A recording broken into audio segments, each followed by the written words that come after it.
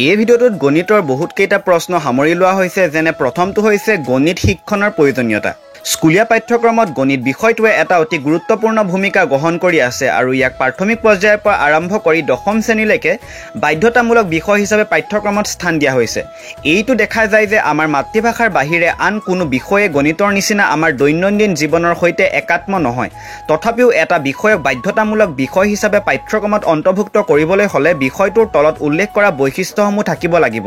প্ৰথমটো হৈছে দৈনন্দিন জীৱনত বিষয়টোৰ প্ৰয়োজনীয়তা দ্বিতীয়তে বিষয়টো মানসিক অনুশাসনৰ বিকাশৰ ক্ষেত্ৰত সহায়কাৰী হয় নে নহয় আৰু তৃতীয়টো হৈছে বিষয়টোৰ সামাজিক আৰু সাংস্কৃতিক গুৰুত্ব তাৰ লগতে এই ভিডিঅটোত গণিতৰ উপযোগিতামূলক গুৰুত্ব গণিতৰ অনুশাসনমূলক দিশ গণিতৰ সামাজিক গুৰুত্ব গণিতৰ সাংস্কৃতিক গুৰুত্ব আদিবোৰ ইয়াত সন্নিবিষ্ট কৰা হৈছে তাৰ লগতে গণিত শিক্ষণৰ লক্ষ্য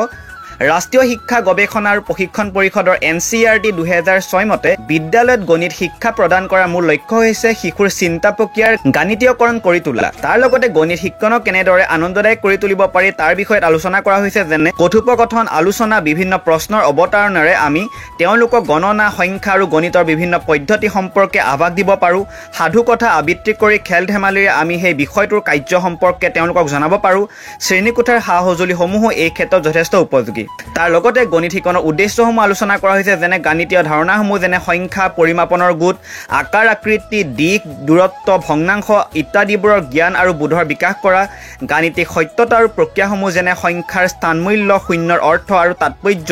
চাৰিটা মৌলিক প্ৰক্ৰিয়া শতাংশ ইত্যাদিৰ জ্ঞান আৰু বোধৰ বিকাশ ঘটোৱা তাৰ লগতে গণিত বিষয়টো শিকিবলৈ আগ্ৰহৰ বৃদ্ধি কৰা যুক্তিপূৰ্ণ চিন্তা আৰু বিচাৰ ক্ষমতা কৰিব পৰা গুণৰ বিকাশ কৰা আদিবোৰ ইয়াত লিখা হৈছে গতিকে যদি ভিডিঅ'টো চাই ভাল পায় তেনে চেনেলটো সাবস্ক্ৰাইব কৰিব আগলৈ এনেকুৱা ধৰণৰ ভিডিঅ' পাই থাকিবৰ বাবে